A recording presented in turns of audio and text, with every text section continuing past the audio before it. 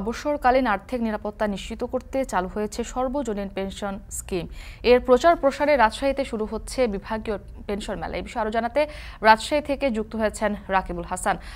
রাকিব, সর্বজনীন পেনশন স্কিমে যুক্ত হতে রাজশাহীবাসীর আগ্রহ কেমন দেখছেন এবং এই মেলাটিতে বিশেষ কি আয়োজন রয়েছে?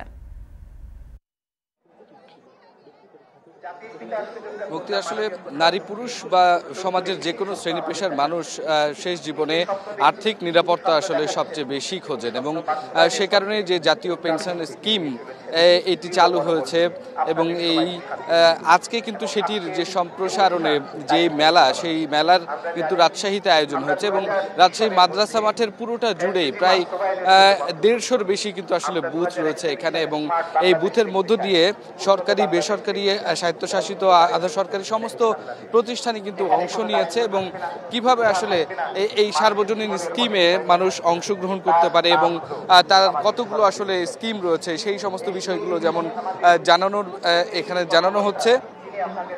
একই সাথে কিন্তু এখানে কিভাবে আসলে এই স্কিম কে কিভাবে খুলবেন সেই বিষয়টি নিয়ে জানানোর জন্য কিন্তু এখানে কর্মশালার আয়োজন করা হয়েছে এবং একই সাথে পাশে কিন্তু আলোচনা সভা অনুষ্ঠিত হচ্ছে যে বিভাগীয় পেনশন মেলা আজকে যে উদ্বোধন এবং সেই উদ্বোধনের মধ্য দিয়ে আসলে সরকার কি করতে যাচ্ছেন, এই যে মাঠ পর্যায়ের প্রশাসন যে এটার সাথে অন্তর্ভুক্ত হয়েছে সেটার মধ্য দিয়ে ইউনিয়ন পর্যায় পর্যন্ত আসলে কিভাবে এই জাতীয় পেনশন স্কিমের সুবিধাগুলো আসলে তুলে ধরা যায় মানুষের কাছে, সেই বিষয়টি নিয়েই কিন্তু আসলে এখানে প্রচারণা হচ্ছে।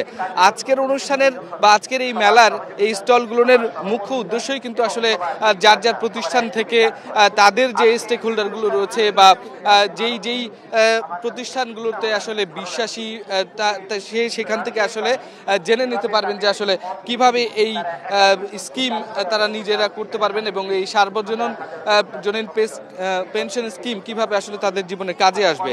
এখানে বেশ কয়েকটি স্কিম রয়েছে, প্রবাস, প্রগতি, সুরক্ষা, সমতা, প্রত্যেকটি কিন্তু বিভিন্ন ক্যাটাগরির মানুষের জন্য কিন্তু আলাদাভাবে কিন্তু আসলে এগুলো দেওয়া হচ্ছে এবং আপনাকে একটি জিনিস জানিয়ে রাখি মুক্তি, সেটি হচ্ছে যে এখানে এইরকম ছোট ছোট কিন্তু বুকলেট বিতরণ করা হচ্ছে যেখানে লেখা আছে সুখে ভরবে আগামী দিন, পেনশন এখন সার্বজনীন।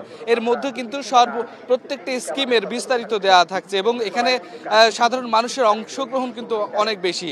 এই রৌদ্রোজ্জ্বল রাজশাহীতে প্রচণ্ড তাপদাহ, তার মধ্যেও কিন্তু আমরা দেখছি প্রায় 150-র বেশি মানুষের মধ্যে কিন্তু এখানে অনেক বেশি আসলে আগ্রহ জন্মেছে এবং তারা এসে জানছেন। তো মুক্তি, দিনব্যাপী এই আয়োজন আরো বেশি মানুষ অংশগ্রহণ করবেন এমনটা প্রত্যাশা করছেন আয়োজকরা। তো এই ছিল আমার কাছে সর্বশেষ খবর।